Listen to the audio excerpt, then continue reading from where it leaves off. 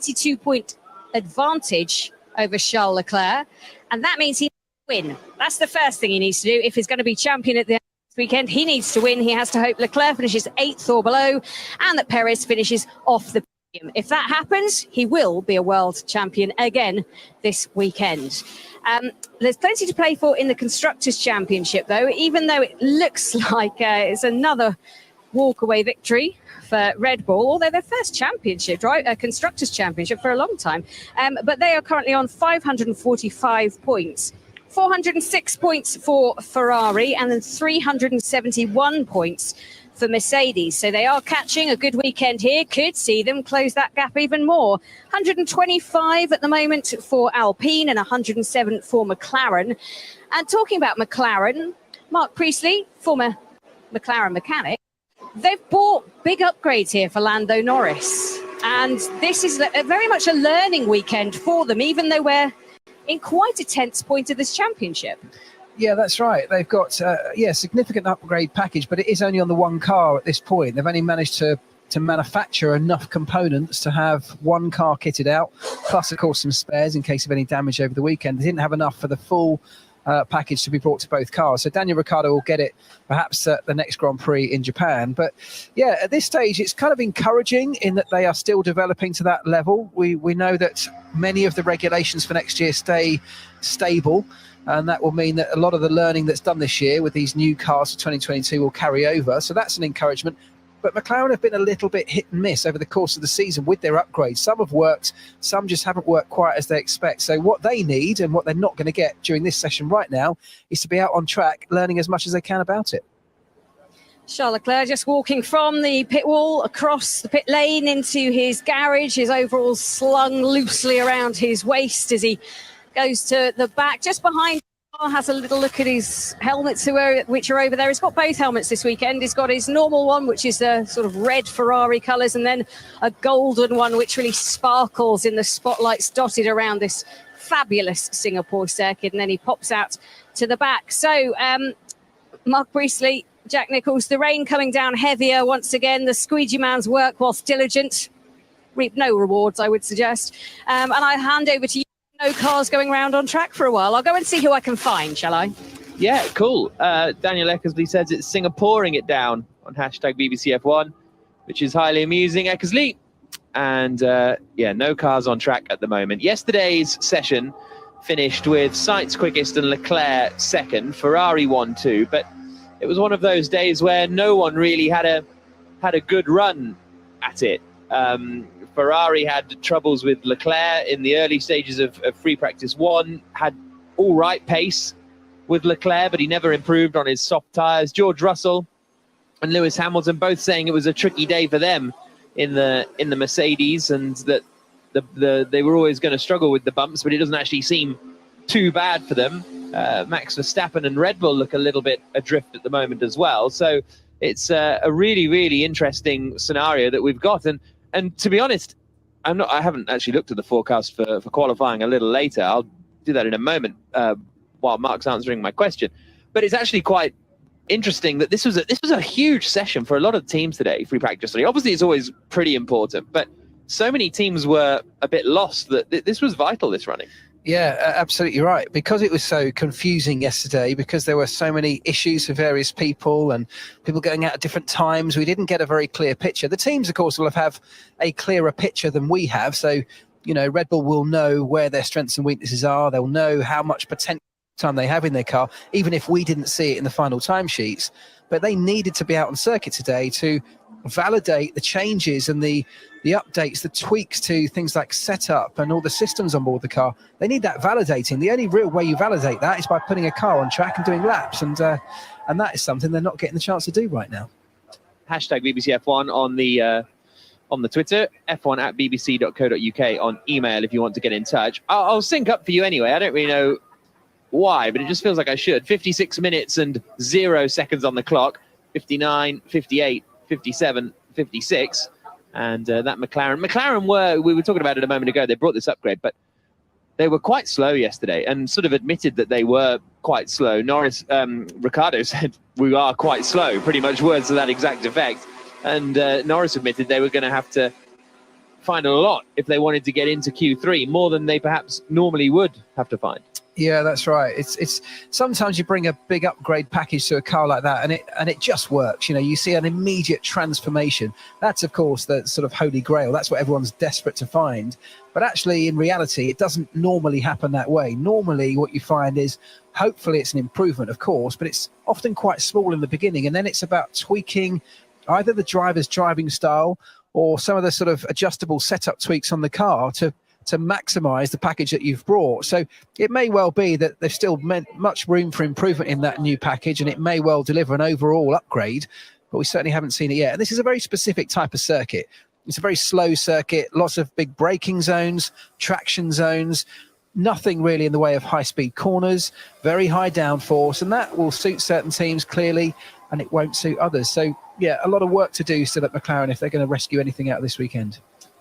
Looking at the weather forecast, it does seem to be, it's dropping off from sort of now onwards to 24% at 7 o'clock, which is in an hour's time, and then it stays at about 15 or 16% chance of rain all the way until 1 a.m. So hopefully we will get a runnable qualifying session. That's what the internet says. Jenny Gao, 30% chance of rain at the moment. I can tell you that it's 100% chance of rain at the moment because I'm stood in it. Although actually I've come under shadow, like under the cover of Mercedes, just to have a little chat with them, find out what they're doing. It is dissipating slightly, which is good news, but humidity's so high, it may well mean that it takes a very long time for it to dry out. And I have to say, if you, Jack, just scroll a little bit forward and look at the weather for tomorrow, it does not look good. Really, really quite rainy. Is that not good? And it's not good for you, Jenny, out in the pit lane, I know that. Yeah, obviously I'm speaking from my own point. I mean, hopefully not so rainy that we don't get a race away. I think that's where I'm coming from. It's about 50% for Sunday evening, yeah, but you said it's 30% right now, and it's like it's raining. So yeah, I know, but that's not. I'm not giving you an intensity level of rain. I'm giving you a probability of rain, and the rain is passing through currently. So it will when it's so. Is binary, I suppose. We're just in that 30%, aren't we, right now? It's raining. Okay, I'm going for a stop. I mean, a tiny little bit's coming down, but it pretty much stopped in the paddock. Oh, it stopped raining? It was at 30% when you said it was. But you said it was 100. You said it's 100% raining about 10 seconds ago. It was, and now look, it's cleared. The big dark cloud has moved by. I think what we'd all love to see, because this race, much as I think everybody loves the Singapore Grand Prix event, it's spectacular visually, it's incredible under those lights, it's a great city, amazing, I think, addition to the F1 calendar since 2008. But was it weird? Was it weird when you went there for the first? Was it like a different? Yeah, how did it feel? Totally different. I'll tell you in one moment. Oh, sorry, finish your point. But what I was going to say was, it's never or not often delivered a sort of epic Prix, because it is quite difficult to overtake here. So you quite often rely on those unexpected moments, like an incident that brings out a safety car or whatever. And it's those things that often make this a great race. So weather can do just that. So if we've got changeable conditions where the teams have to think on their feet, it could end up being one of the best things. As long as we get cars on track, like you say, Jen, as long as we get racing happening, it could be a great thing for this weekend. To answer your second question, the 2008 race was, of course, we'd never done a night race. It was the first time that had happened. There was a lot of skepticism. I'm interested in this, but first of all, we can hear from Nick de Vries. Jenny. Oh, okay, yeah. We can. He's braved the elements because it's just stopped raining to come outside and speak to me. Nick, lovely to see you. Lady shirt as well. You seem relatively dry. I just dried up. I came dry from the hotel here, then I was walking around and got very wet, but I'm dry again. Luckily, it's been the typical weather that you would get either here or in Malaysia, where it just chucks it down really intensely, then stops, then chucks it down again. It's going to make driving conditions pretty interesting. Yeah, personally, I don't believe there will be much driving. Let's see how quickly it can dry up when the sun comes out, and if the sun comes out. But if the conditions don't really change, then I wouldn't really see anyone going out. What do you reckon for qualifying? That's in a couple of hours' time. Obviously, it's that sort of time of day where the sun is going to struggle to come out because the sun will be setting relatively soon, I guess. And then we're just in for a very difficult qualifying session. Yeah, obviously, especially for the drivers. Also, depending on what the forecasts are for tomorrow, because there are very limited changes they can do from qualifying to the race. So, very tricky session for them. I think been speaking to some of the drivers, and they already mentioned 2017 when it was raining and when there was a wet start. This track apparently is super hard. It's obviously very bumpy. There is low grip, and the walls are very close by. So. I guess for us as spectators, we'll get some entertainment, excitement. You drove last time out. There was a doubt about whether Alexander Albon would be fit to drive this weekend. He seems to be doing an incredible job with his recovery and is out there driving. Is a bit of you relieved or a bit of you disappointed? What sort of emotions are you when you look at the weather today and think, oh boy? Well, first of all, I'm very happy and glad for Alex that he bounced back so quickly, because he was going through a difficult time, and it was a bit critical. So I'm very glad that he is healthy and he is back in his seat, because it's his. So I'm happy for him. He's a very nice guy and he's done great. For me personally, my duty is to be a reserve. So that's my main purpose: drinking coffee with Charlotte next to us. But I don't know. Let's see. I guess that is the most important. Me here in case of. How do you have your coffee, by the way? Charlotte, by the way, is lovely PR manager. I never know exactly what your title is. PR manager for Mercedes. How do you have your coffee? Cappuccino, but I don't drink much coffee at all. Like maybe 2 in a weekend. Very, very few. Okay, that's good to know. In English. I don't like it dark. I like it very light. No milk. So, yeah, exactly. You're like, nah.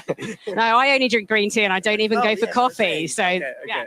Right, let's talk about serious business, because there's a lot of chit-chat in this paddock about where you're going to be driving next year, and a lot of people getting very excited for you. Any news, bearing in mind Charlotte standing not more than a meter away from you? No, sadly, there is no news. I think it's no secret that there are ongoing discussions, and more than that, at this point, there is not really anything to communicate. Monza was great. It was unfortunately Alex's misfortune became his or my fortune, and that went really well. But at the same time, the silly season is already going on for some time, and time will tell where we're going. You did go to speak to Dr. Helmut Marko. I think you missed it out on social media, said that you'd gone for a nice meeting. I think we spoke, I can't remember exactly where it was, maybe Spain or Monaco, that we spoke in the airport, and you were saying, oh, yeah, I'm just going back for a sim session. So fast forward, did you really believe you're in with a chance for a Formula One drive next year when we spoke back at the beginning of the season? Well, I mean, of course, Formula One is everyone's dream and goal, and that has clearly been my dream and goal since I was very young. But at the same time, I've also got the opportunity and pursued a kind of career outside Formula One, which frankly has gone well. And gone well. You're a world champion of Formula E. It's gone better than well. I feel you can say that, and it's okay. Okay, thank you. And obviously also endurance, because I'm very much enjoying my time with Toyota as well. And endurance racing is something that also really appeals to me. But then this is always, magical, and this is the pinnacle of our sport. So, if there would be a real opportunity, then I would be the first one to grab them with both hands. But until it's there, it's not. And your time with Mercedes has obviously been fundamental to giving you the tools to be able to go out there and impress, not just for them, but for Williams, for Aston Martin, who you've tested for this year as well. It must be a relief of sorts to have got the chance to shine in this paddock, because so many drivers never get that chance. Yeah, frankly, and I thought I was never going to get it. I mean, when I moved to Formula E after Formula 2, I actually never drove a Formula 1 car. And then after my first season, I did a rookie test. And basically, as we went on, small things continued to change and bring me closer to this paddock. So it's quite funny how things can plan out in life. But I think the underlying essence is to always work hard and deliver on track, and hopefully things come your way eventually. Charlotte's given me the sign. You've got to go back in. Nick de Vries, thank you so much for chatting to us. Charlotte, thank you very much at Mercedes. That was a long time to be chatting to him. He's done a terrific job this year. I've just been given an umbrella as well. Thank you so much. That's very kind, even though it's stopped raining now. And what I am hearing on the grapevine is that, although still not admit it, and now we've moved away from the lovely Charlotte, that Nick will be announced as a driver for AlphaTauri, not too far away from that happening. And that Pierre Gasly will move to Alpine, and there's still a question mark over Williams, but the good money is on Logan Sargent to move up. So nothing confirmed as yet, but that's what the whispers are whispering in this paddock. Well, thank you for that, Jenny. I really enjoyed that chat with Nick de Vries, and he's such a smart. I think we would. Were we discussing this yesterday in free practice, or were we discussing it on? I think it was on the preview podcast actually with Palmer, who was saying that it was the sort of intelligence that he saw from de Vries in the race, and the ability to kind of take it all in and be fully prepared and then deal with the pressure. And it was a really headstrong from de Vries, which I think is fairly accurate. Yeah, and he's not a young driver, is he, in the way that we often talk about these kids coming through. So there's an element of maturity that he already has, and that will be attractive to a Formula One team. That will be attractive to potentially to a Red Bull, won't it? Because, you know, what Red Bull have done is brought a lot of drivers, young drivers, through the system, and it's great they do that, give these kids an opportunity, but so many of them haven't worked out. And I think Red Bull's a pretty brutal environment where you need a little bit of patience and maturity. What we saw from Nick de Vries last time out in his opportunity in the race was that, you know, he found the limit of the car, but he didn't go over it. And there's such a temptation to really prove yourself as a young driver when you get that one shot. And that's when you step over the limit and it goes from hero to zero in a flash. And he didn't do that. He managed to maintain his performance all the way through the race, delivered something pretty spectacular. Yes, a lot of stuff fell his way with engine penalties from everybody else and a circuit that really suited the Williams car, but he grasped that opportunity and he made the most of it. And I think that's what's highlighted his abilities to a lot of people in that paddock. Also, Logan Sargent's a very interesting prospect as well, actually, because he's maybe been a little bit, not under the radar, but almost a little bit out, honestly, in Oscar Piastri's shadow a little bit, because his first year of racing was 2017 British F4 car racing anyway, and he finished third in that championship. Piastri finished second, and Jamie Caroline won the title that year at a canter. Then then he moved to Formula 3 in 2020, and he finished third in the championship. Théo Pourchaire finished second, and Oscar Piastri won. But Sargent was only 4 points behind Piastri in the end of the championship, and he actually retired from the final race in Mugello, whereas Piastri finished seventh, which gave him those 4 points. It was a really tight fight in F3 that year. And then this year, he's running third in the championship, a game behind Théo Pourchaire, and also Felipe Drugovich, who's obviously runaway leader. But he's doing better in the standings than Liam Lawson, who's his teammate at Carlin. So Sargent seems like, you know, it's quite interesting how we've spent a lot of this season chatting about Colton Herta. And look, I'm rate Colton Herta, don't get me wrong, but Logan Sargent's been there just doing really decent stuff in the junior formula. And yeah, not quite Piastri Leclerc levels of winning everything, but equally not finishing 5th and 6th and 7th in championships. He's up there finishing in the top 3 in almost everything. Yeah, it's a good point. And you don't have to win championships in the junior categories to be, you know, that's not the only route to becoming a great Formula One driver. Of course, it's the one everyone looks at. It's the one everyone sees. It's what makes the headlines. But guys like that who are in and around the top few consistently are equally as good drivers in many occasions. There's been a number of Formula One drivers that haven't had a glittering junior career to the same level that others might have done, and they've still managed to make a success of Formula One. So, yeah, let's see. It's great if somebody like that can get an opportunity. Of course, then they've got to take it. And also, he drives with Carlin, and I can't remember the last time Carlin won the Drivers' Championship, honestly, in Formula 2 or GP2. Norris was second as well for Carlin, but you know, it's not like they're a Prema or they're an ART or whatever in the past. Let's go back down to Jenny. No running on track at the moment. No running on track, but I'm just going to walk into the Red Bull hospitality zone. Hopefully you'll still be able to hear me because I'm just going under a fan and a sort of metal balcony area because I found Goldie. Come this way, just so it's not raining anymore. It'll be fine.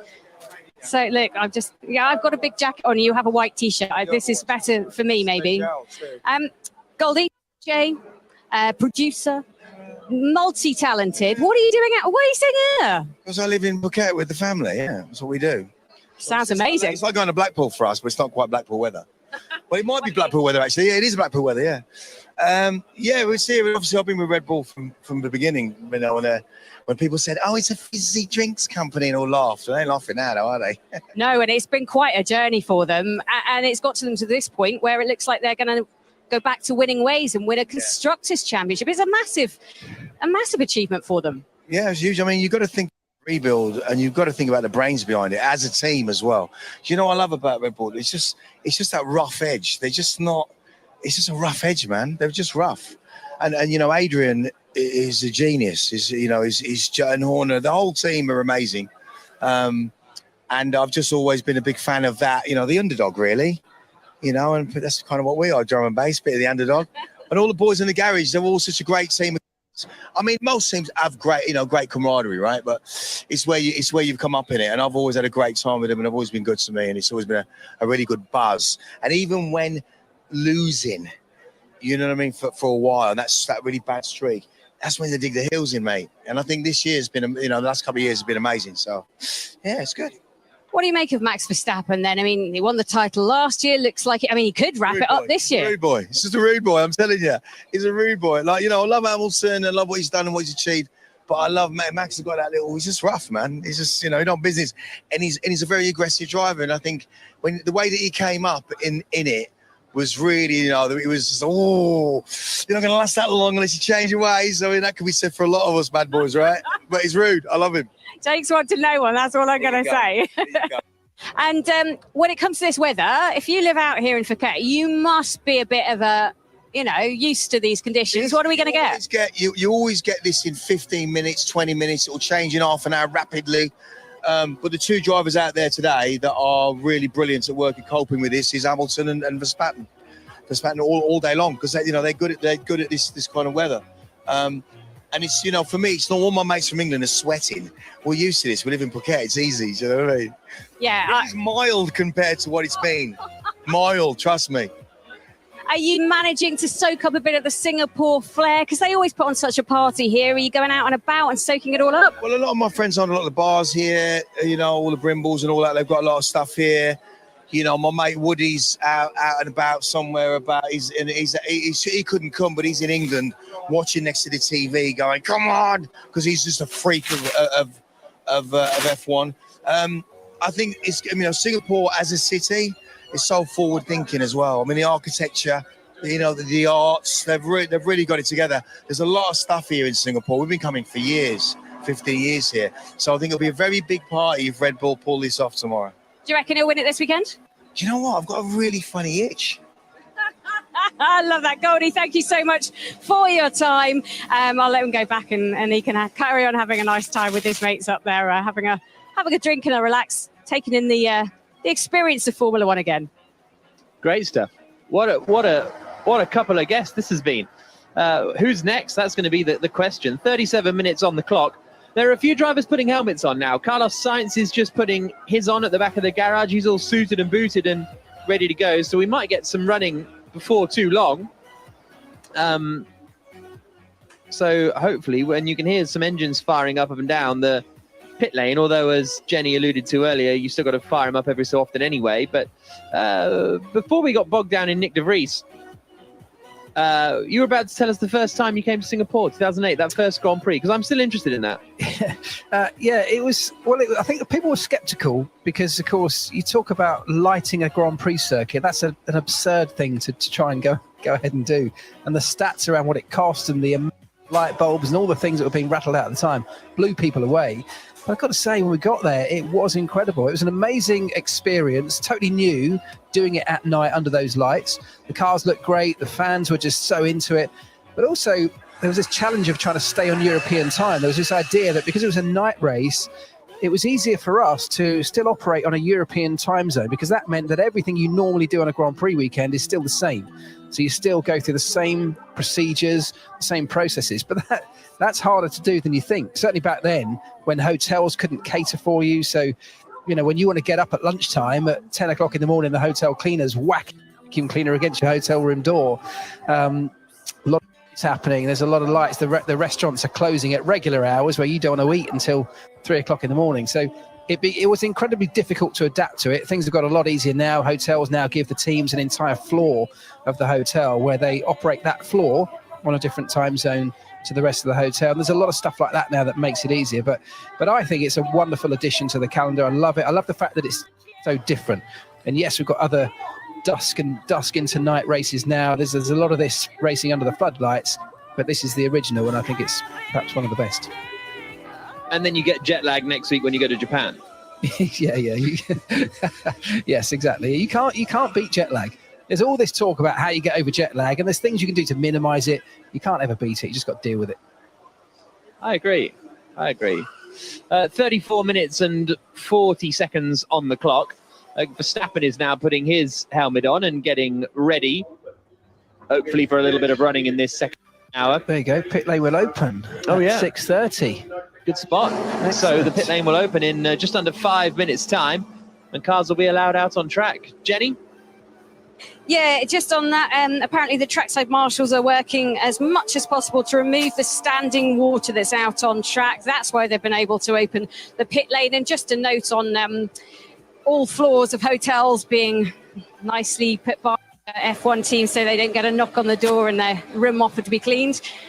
That is a privilege that unfortunately doesn't quite extend as far as me. I'm sorry to hear that. Every morning. But that's okay. I've not really, so I'm staying Singapore time at the minute and trying to do European time at the same time. It's a mess. I'm just up, always awake. Yes. 33 minutes and 40 seconds to go, and Fernando Alonso hasn't got his hang on, what was I looking at there? Albonso, it said. That's Alex Albon's crash. Yeah. I don't know why he's got a little cartoon image of himself on the back with Albonso. Yeah, that's what confused me. I thought I'd read so there, but no, he's got a funky little helmet, Alex Albon, for the weekend. Oh, Albono, not Albonso. Sorry, there you go, Albono. Do you know, also just they flashed up a stat about Alex Albon on screen a moment ago that he owns 12 cats. No. There's one I didn't know. Where did what on that screen there? On the F1 live feed. I did not know. 12 cats for Alex Albon. That's a lot of. And a horse. And a horse. Yes. Are you joking? Are you winding me up? That actually came up on screen. Deadly serious. I was looking at food in Austin, honestly, because someone just sent me a recommendation, and so I was having a quick look at that. Pit lane will be opening in 2.5 minutes' time, and it's all pretty clear now. It's almost not dark anymore, because when we, when the session started, it was as if the night race had begun. You know, it was pitch black, but now the light is really coming up a lot, and the sky is clearing. And I guess the teams will want to do a bit of running, considering rainy qualifying potentially. Yeah, and potentially some rain in the race tomorrow. So, any running you can get in these kind of conditions could have some value to it. They want to be able to stick the wet tyres on or the intermediates and just see what happens. These are going to be changing conditions. It's unlikely you're going to get exactly the same conditions when it comes to quali or the race, but it's all still valuable knowledge to know how your car is going to behave when you bolt those tyres on. So they will want to get out there. As I said, lots of them will have done a lot of work pulling those cars apart last night. So if nothing else, they need to do systems checks. They need to sort of install the car, as we call it, just to make sure that everything's done up tight, that nothing is loose, that nothing's rubbing on anything, that everything's working as it should, essentially. The only way you really get to check those things is by putting the car on track, and this is the first chance to get to do that today. And in amongst all of that, they will have the vital job of trying to prepare for a qualifying where they can't really be sure what the conditions are going to be like. I've got the names of Albon's cats.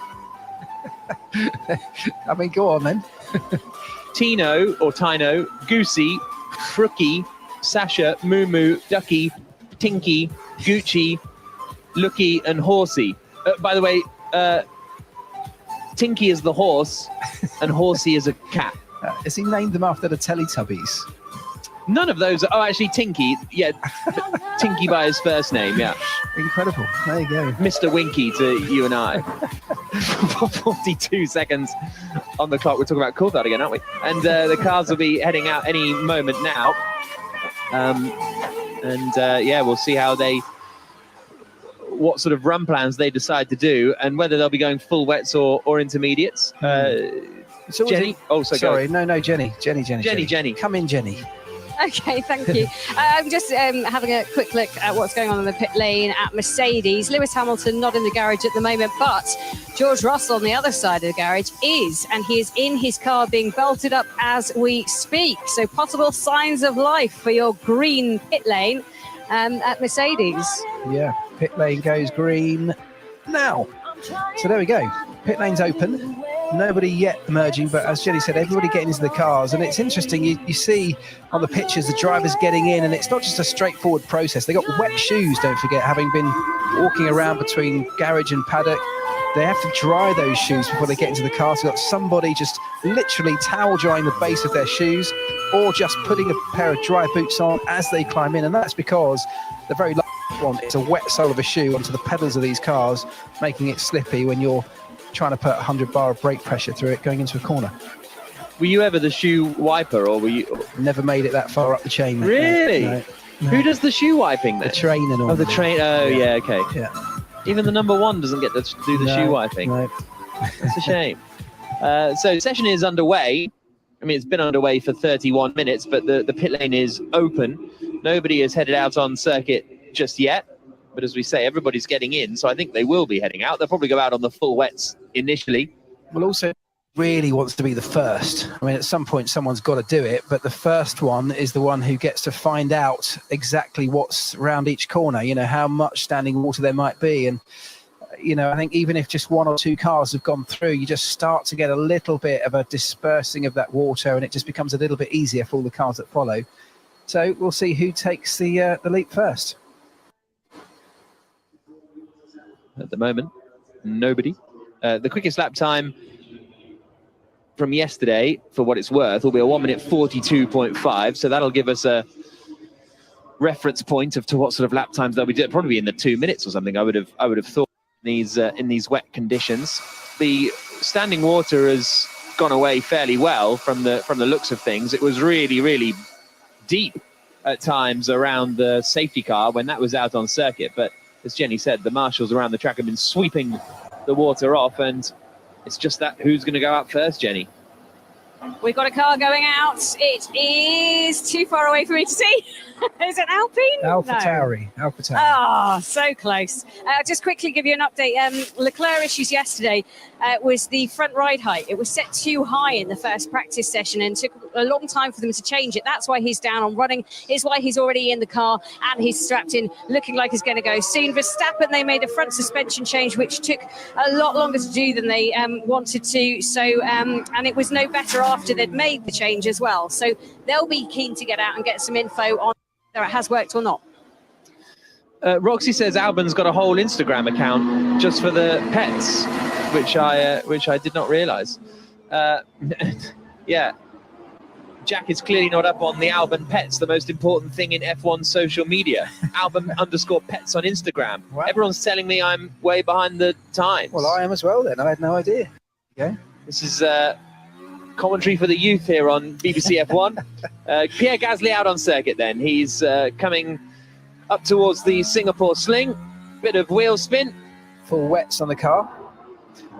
There's still quite a bit of standing water as well. So, you know, and the irony is, of course, the best way to clear any of this water off the track is to get cars circulating the track. And no one really wants to be the one to do that. But it's Gasly who's out on track with those full wet tyres. They're going to disperse the most water of any of the tyres in the Pirelli range, of course. But he's teetering his way around, isn't he? Yeah, there's not much spray coming off the back of the car, though, at the moment, compared to when you see it in something like a wet spa or something, and you have those huge plumes. There is just a bit of spray coming up from the back of Gasly's car as he comes now towards turn 16 and 17. Down through the gears slowly, and then listening on the power out of 17. No wheel spin there, all nice and smooth. No, and one of the things that they'll be really keen to find out in this process over the next few laps is exactly where the sort of crossover point is between full wet tyres and intermediates, because that is something that could be crucial either later on today in qualifying or even in the race. Which tyres do you need in certain conditions? What sort of lap time is the crossover point by which, yes, it's a risk going on to intermediates, you get less grip in the wetter parts of the track, but if the lap time is greater or is less with an intermediate tyre, that's the point you need to know about, and these laps can help to find that out. Yuki Tsunoda has gone out in the other AlphaTauri as well. So Tsunoda out on circuit. He had to finish his running yesterday due to a problem, but he's back out on circuit now with 25 minutes and 5 seconds on the clock. Gasly about to come under one of the many bridges on the circuit as he comes up in towards turn 5. It's a lot wetter in the sort of first third of the circuit, I would suggest. Actually coming through that kink at turn 4, bit of a twitch for Gasly on the exit. Valtteri Bottas has now left the pit lane in the Alfa Romeo. Daniel Ricciardo leaves the pits in the McLaren. So we are going to get a decent amount of cars. I wouldn't be surprised if we see all the cars out on circuit actually towards the end. Yeah, I'm sure we will, because no one can pass up the opportunity to get out there. It would literally be foolish not to at this point. So it's going to get busy. The track's going to get congested, and that's also a feature that in qualifying is going to be something that everyone's going to have to navigate, certainly in the first part. 20 cars around a very tight circuit like this can become a little bit tricky to navigate as you go through the session. 24 minutes and 12 seconds to go. Gasly coming up to the back of Yuki Tsunoda and then going past him. And Stroll, Joe, Vettel, Norris all on track now too, again on the full wet tyres. Verstappen still in the pits, the Mercedes still in the pits too. As I say, the forecast is that qualifying shouldn't be as wet as the start of this session, hopefully, as he comes now left Pierre Gasly at turn 18 underneath the grandstand, right at 19, and then into this final sequence of corners. And this is going to be our first lap time of the session. It's going to be well in the 2 minutes here, Pierre Gasly, as he comes towards the final two left-handers around the big wheel and out across the line. And it's 2 minutes 9.894 for Pierre Gasly. Out of the pit lane goes Lewis Hamilton in the Mercedes on the full wets. So the Mercedes, the first of the real front runners to join the track. Yeah, and the important thing there is that Gasly managed to make it round that lap without finding his way into the wall. It's very, very easy to do there. This is about fact-finding. It's about, from a driver perspective, just understanding what's going to happen. This is a leap into the unknown. Heading down to first corner, you've got to leap on the brakes without any real clue as to what's going to happen, how much grip your car's going to have. So that's what this session, and certainly these laps, are all about, just finding those things out. And then from there, you can start to just incrementally work on the lap time. Okay, Valtteri, how is the track? Okay, no big issues with the standing water, so I actually think already Inter is better. Inter's better already. There you go. So there you go. I mean, that's a really good indication. That's what the team, of course, want to hear. I mean, there is an increased risk, as I said, of going out on Inter because there's just literally less grip in conditions that are close to that crossover point. But if that's what the driver feels, that's your most valuable point of feedback and data at this stage. So it could well be that Inters end up on those cars.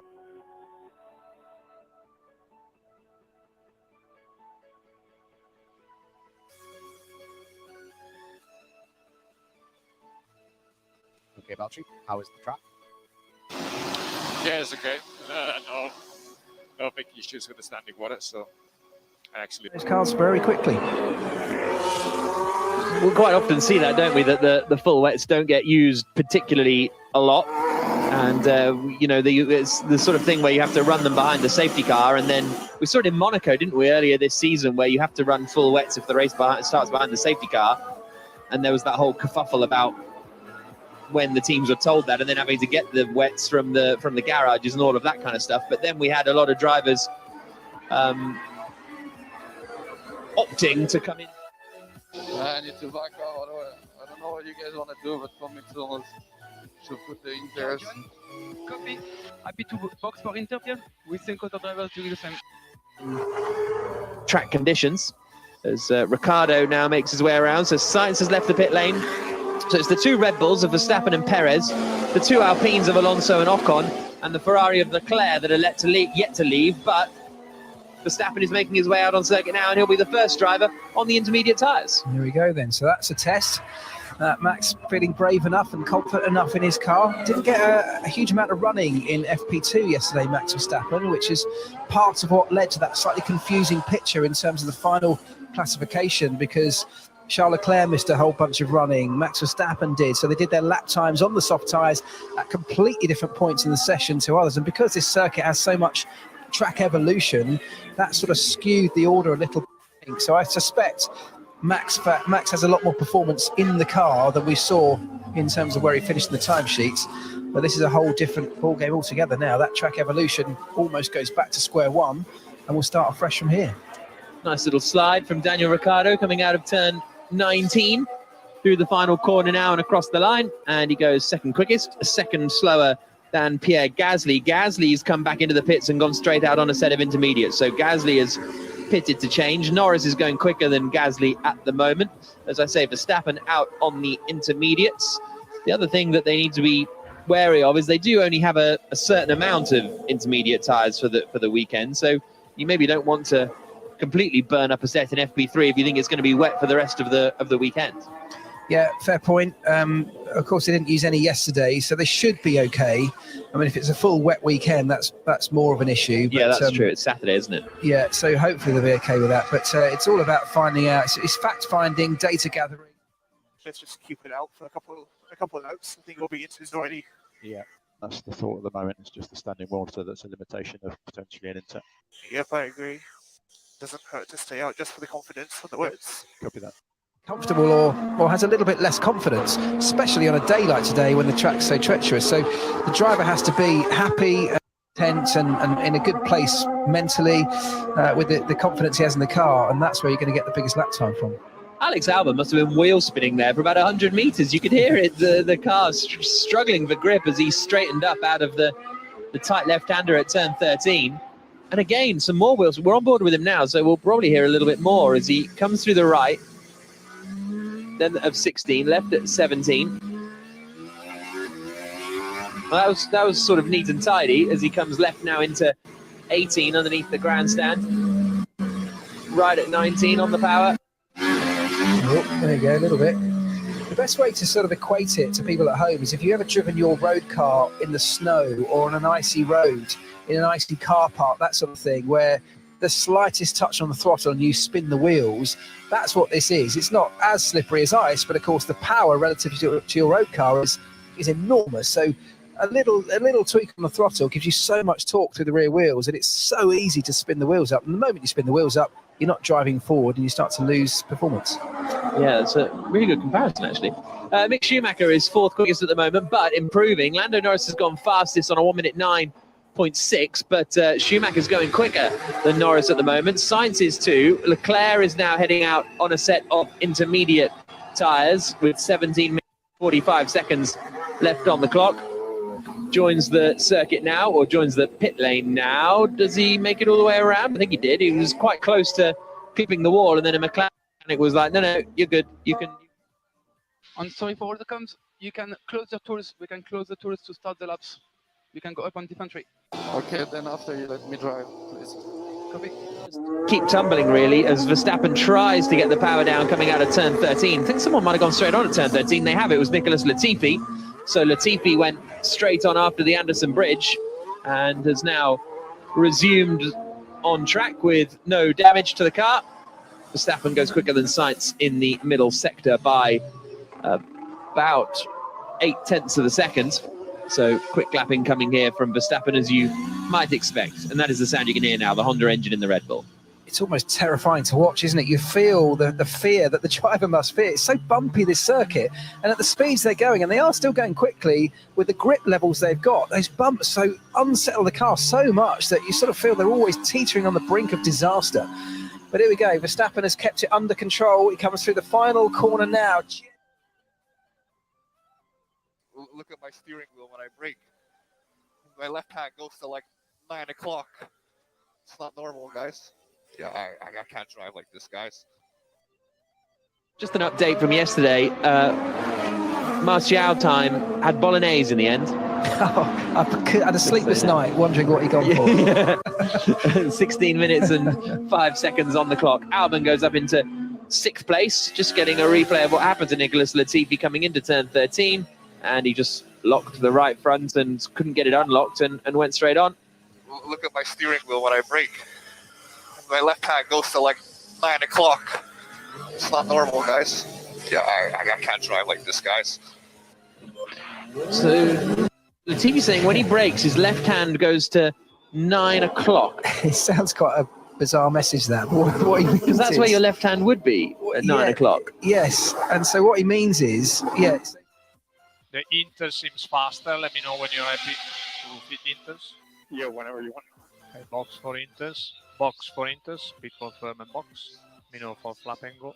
Maybe one brake is grabbing, the other's not, and that just puts a little bit of turning force into the steering wheel, and that's what's happening. So it sounded confusing, but I suspect that's what it is, a slight braking imbalance on this wet track. Gasly still quickest at the moment. He's done more laps than anybody else, and he's now gone to the top of the times on the intermediates on a 1 minute 6.115, 7/10 quicker than Verstappen, but Verstappen is improving on this lap, so is Gasly, with less than 15 minutes to go now. Perez is on a lap as well. Alonso and Ocon, the two Alpines, still sitting in the garage. Jenny? Yeah, well, Alonso has just gone out right now. He's on the intermediate tyre. Well, one of the Haas cars came back in on full wets to change on the Inters. Just going out now, Carlos Sainz in the Ferrari. He's on Inters, but behind him, George Russell going out on the full wet tyres. And Esteban Ocon, the last driver to take to the track, he's on the intermediate tyres for Alpine. Well, Hamilton and Russell both just did an install lap, basically, and then came back into the pit lane. So they are heading back out now for their first meaningful time. So what it's worth, the order is Verstappen, Gasly, Magnussen, Sainz, Schumacher, the top 5, separated by 6 seconds. Norris, Albon, Ricciardo, Tsunoda, Joe, Bottas and Latifi. The current field spread is 15 seconds a lap. So I think that there's not a huge amount we can read into that. Verstappen again does the fastest first sector of anybody. He's gone to the top of the times now on a 2 minute 3.272.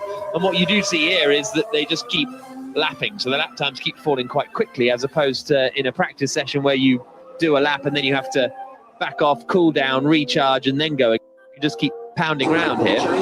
Yeah, and it's easier to do that. You can fill your car up with fuel, so enough fuel to do multiple laps, like you say, whereas you wouldn't normally do that because the fuel effect is less here in terms of more fuel doesn't equate to the same loss of performance on a wet track where you've just almost got no traction anyway.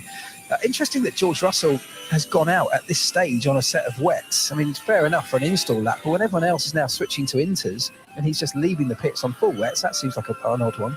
Yeah, it's only Russell and Magnussen. Those are the only two drivers on the full wet tyres at the moment. We'll see what happens when Hamilton leaves the pits, if Hamilton decides to leave the pits. Across the line comes Charles Leclerc. He goes 4th quickest. Air temperature at the moment is 26 degrees. Track temperature's at 28 degrees. So if we have no more rain, I would suggest it will dry up before qualifying. Mick Schumacher has just come into the pit lane and put on a set of intermediate tyres and then left the pit lane again. Stop the car, stop the car. Stop the car, stop the car, Mick, stop the car.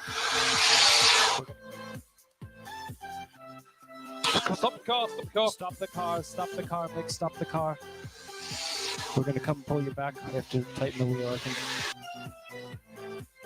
Before the car left the pit lane, so they are able to put it back and doesn't cause any trouble for anyone else. But those are sort of operational areas that should not be happening at this stage in the season. Right, just down at Mercedes, they're about to do a pit stop, live pit stop practice for George Russell. So he's come round on the wet tyres. He pulls into the stops. They put on the intermediates. It's a nice slick pit stop. Bit of a wheel spin. Oh, he's twitching all over the place in the pit lane. I'm not sure he would have wanted quite that much movement on the rear end of that Mercedes as he went, but laid down a nice bit of rubber. Whew, that was a bit scary for the marshal standing next to it. Do you remember when Bottas fully looped it? It's in, was that Imola? Yes. I think Villeneuve did that once as well, I seem to remember. Really? Yeah. 11. So that's 8 tenths to Max. On the next car behind is Perez, 9 tenths behind us. Years since his World Championship, Jacques Villeneuve won in 1997. In fact, was it this weekend? Is that why everyone's getting very excited about it? Maybe 1st of October, 1997 European Grand Prix. Because he ran in an Alpine recently, didn't he? In Monza, did Jacques Villeneuve? It was held on the 26th of October. So yeah, so just over 15 years to the oh no, just under 15 years. Yeah. So I don't know why we're celebrating here. Give it a couple of weeks. Yeah. For all the Jacques Villeneuve fans out there. Verstappen has improved again to do a 2-minute 2.0, but Sainz has just done the fastest middle sector and is up on Verstappen's time as he comes in the final few corners. Perez is also doing a good first sector as this strange situation where it's drying up, but it's getting darker, which is quite a... The balance is not too bad. The front tire is getting a little bit hot. Conditions can also, particularly when it's really wet, these conditions can really change the competitive order. You know, only with small amounts, but certain cars that have certain characteristics in the dry may not have the same characteristics in the wet. I'm talking about things like power delivery, as Carlos Sainz goes second, just behind Max Verstappen by almost nothing, less than a tenth. Things like power delivery in the dry can be very different to power down on a wet track, and certain cars have different nuanced characteristics in those situations. So don't be surprised if it is like this later on. If we just get some small tweaks, certain cars starting to come more into play and others just drifting away or having a challenge at least to get their car back into the right zone again. Hashtag BBC F1. Tony asks, how much damage does the dry covered parts of the track do to the wet tyre? Well, it's a good question. If it's on this particular circuit where it goes under the grand... Daniel, target to keep front tyre and brake temperatures if you can in sector 3. Really on a corner. So if you're in a corner and you go onto a dry section, a wet tyre does not like to go through a dry section because it does very quickly destroy it. But I think actually here the answer to your question is not very much because it's a straight section. A little bit of braking, but no cornering. 19th and 20th quickest at the moment. Mercedes, Jenny. Yep, Lewis Hamilton's only done one lap though in install. He's just heading out now on the intermediate tyre. Let's see what he can do out there. As you say, darkness starting to descend upon the Singapore track. And Verstappen is fastest, 2 minutes 2.098. But as Mark said, 600ths is Sainz behind, and Leclerc now goes to the top. Leclerc does a 2 minute 0.983, so he goes over a quicker than Max Verstappen, but as I say, Verstappen's improving this time around and has done the fastest first two sectors. So, yeah, can mix up the order, can't it, these wet sessions? Leclerc versus Verstappen. It really can, and the times are going to start tumbling. Yeah, sorry, I just realised what you said there. It actually can, but I mean, not by very much. And what we are seeing is, there you go, Verstappen goes back to the top 1.5 seconds quicker. So the times are really starting to fall now as the circuit just starts to dry with all these cars clearing the water away. Yeah, it's drying up really quick.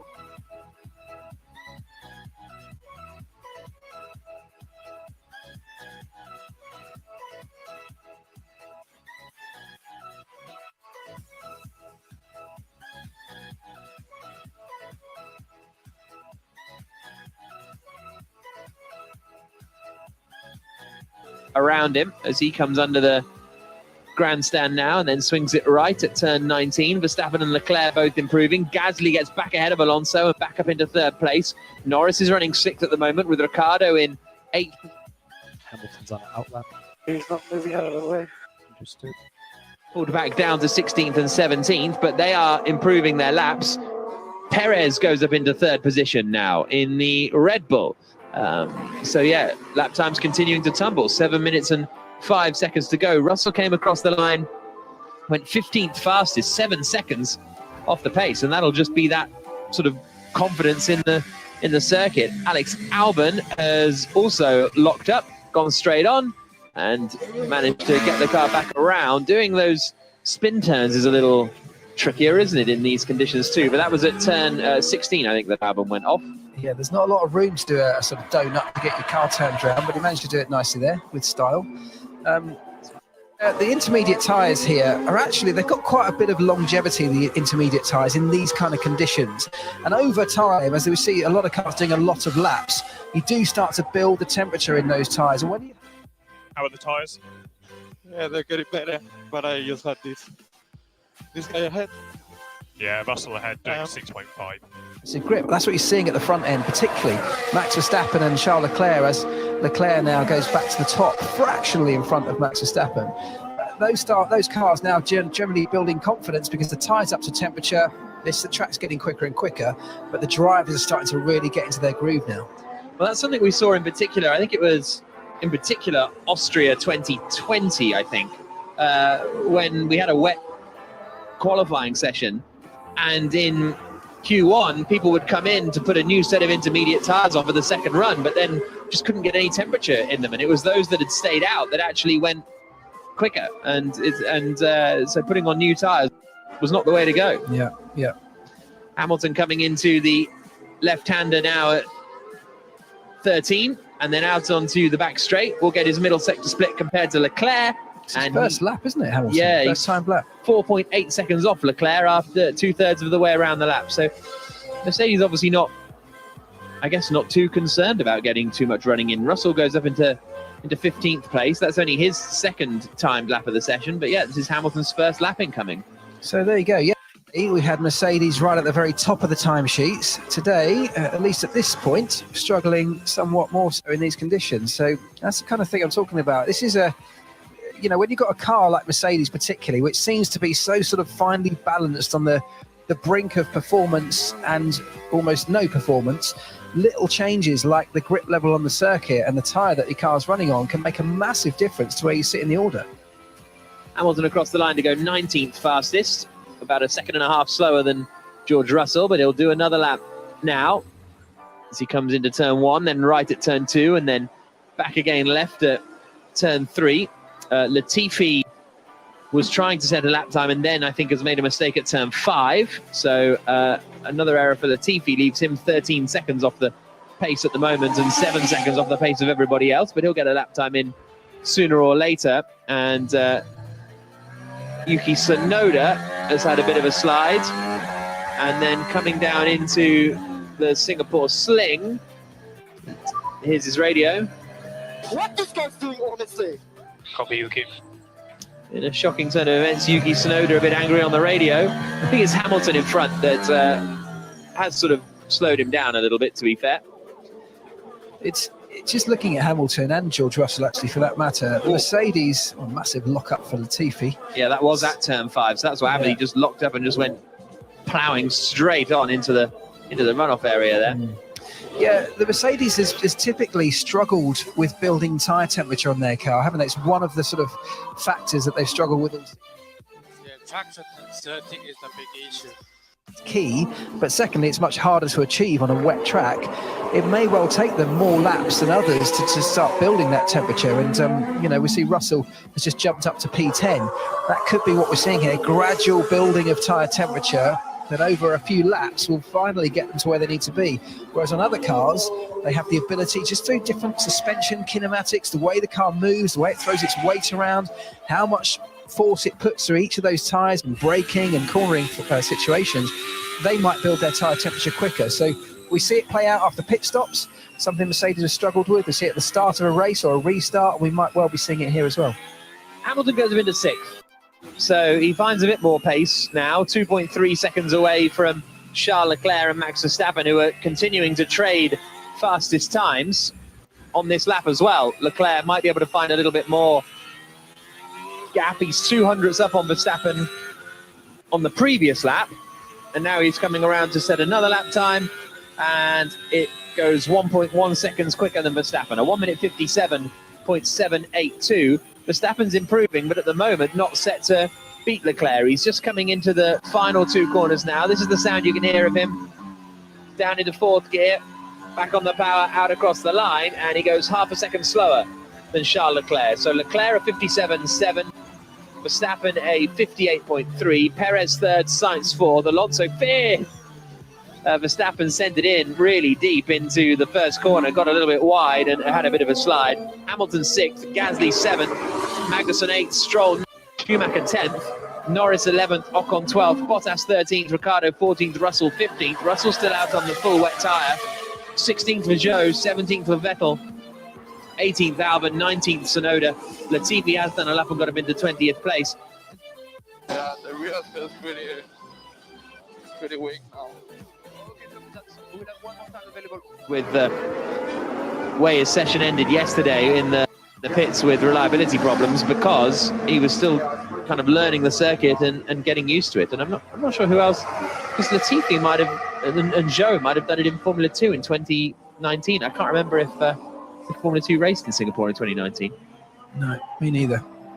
But yeah, more laps for those guys, the better. The more laps they can get on track, the more it commits that circuit to muscle memory. They start to figure out the sort of tiny little areas that have more grip than others. Is Charles Leclerc's radio? Okay. On our side, everything is fine. Downshift of turn 7, okay? We'll come back to you. Did you feel any noise? Yes. Yes, he did. Copy. You can keep pushing on our side. Is the engine okay? On our side, everything is fine. Downshift of turn 7, okay? We'll come back to you. Did you feel any noise? Yes. Yes, he did. Copy. You can keep pushing on our side. He's doing this hundreds of times every lap, changing gear, going into braking zones, putting the throttle down. He knows exactly what it should feel like. So anything that's just a tiny bit out of the ordinary will leap out at him. Yes, you should be able to see stuff like that in the data as well, but you've got to take the driver's comments seriously because they just know. Alonso goes up into third as the checkered flag falls. It wasn't on the F2 calendar in 2019, Jenny. No, yeah, Tsunoda, Latifi, Zhou and Schumacher, all debutants this year. Okay, yellow flag in sector 3, but that might be because the checkered flag's out potentially, and they're going to do some practice starts, arguably. But we'll wait and see. Vettel goes up into 7th, right at the end, and we'll wait till because people are still improving out there. So I'll wait to give you the full. Shouldn't get yellow flags just yet for the practice starts because it will prevent people setting their final laps. Yeah, and it's at the left hand. I think it's Gasly. I think Gasly has gone straight on at turn 18. Turn 18. So, and he's now carried on his way. So he'll be back on his way. And let's see what happened to the Frenchman just coming into that left-hander, presuming a lock-up and a straight on. Turns in. Yeah, well, he didn't lock up, but he just realized he was going in a bit too hot and bailed out of it instead of going into the wall. Stroll jumps up into 6th place. Who else have we still got out there on a lap? Magnussen goes up into 11th spot. Hamilton is not improving on this lap. He's backed off. Albon and Tsunoda are both improving. Here comes Albon. He's going to be first. Ahead of the Alfa Romeos, who are both back into the pits. Zhou made a mistake at turn 1 and went straight on, and then Tsunoda goes into 15th position. So, end of free practice 3. Qualifying coming up in a couple of hours' time, and Charles Leclerc ends it quickest for Ferrari, a 1:57.782. He's the last driver to take the checkered flag now, and he ends the session quickest. Half a second ahead of Max Verstappen. Third is Carlos Sainz, a second back. 1.6 seconds to Alonso in 4th. Perez is 5th. Stroll is 6th. Ocon 7th. Vettel 8th. Russell 9th. Ricciardo 10th. Magnussen, Hamilton, Gasly, Schumacher and Tsunoda the top 15. Norris, Albon, Bottas, Zhou and Latifi the 20 drivers. And I think Russell did change to the intermediates in the end. So that's it. That is all of your running for practice. We've had 3 sessions. None of them have run particularly smoothly with regards to our top 3 teams. Yesterday was messy. Today running yet. Will it dry off enough by the time we get to qualifying? That's a question. Oh, who is that? George Russell getting a bit loopy out there, or Tsunoda? Russell went into the runoff area at turn 5 and had to loop it back around, and Tsunoda had a bit of a twitch coming out of turn 16. There you go. These conditions are going to be very testing. Mark Priestley, I know you're not here for your weather forecasting skills, but do you think it's going to dry off enough for it to be dry qualifying? I mean, You got to ask it looks Goldie, like Jen. Not. Well, yeah, if only he were here now. Well, the answer, I mean, I don't know the answer to that. I can only tell you that if we get no more rain, then the answer should be yes. You know, we are going to be drying up. It's already looking way drier. But I don't feel like I don't, ask a silly question, well, get a silly answer. I mean, what do you want me to say? I don't know if it's going to rain. If it rains, I think it'll be wet. I'm going to stop asking questions on that line. So it is Charles Leclerc who is fastest. Verstappen behind him. This should be, Jack, a good battle. It'll be a great qualifying session, whatever happens, because if it's dry or wet, and depending on how we get to a dry or a wet track, it's going to be close between Ferrari and we're not in the scenario where it's, oh, Verstappen's got a pole easy. We have no idea going into this qualifying session who looks quick, because Red Bull looked a bit adrift in the dry. They also look a little bit adrift in the wet. The obvious money is for Ferrari pole, but can Mercedes find a bit of form? Alonso's up there lurking too. Can he do like he did in the wet qualifying in Canada earlier this year, where he stuck it, I think, third on the grid? So I think there's a lot of questions to answer, and they will be answered in 2 hours' time.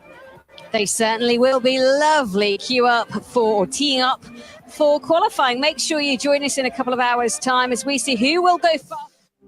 So, Daniel, we're going to stop both cars at the entry at the weighbridge to get a read on the weight of the car. Okay.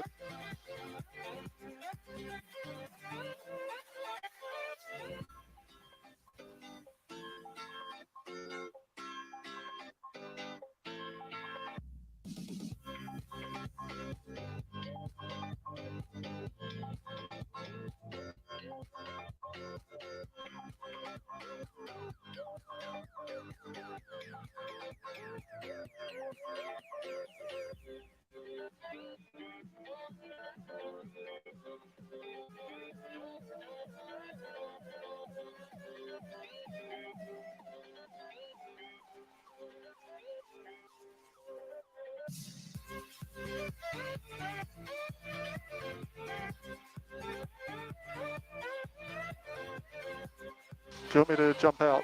Oh, yes, you can jump out. We'll weigh the car without you.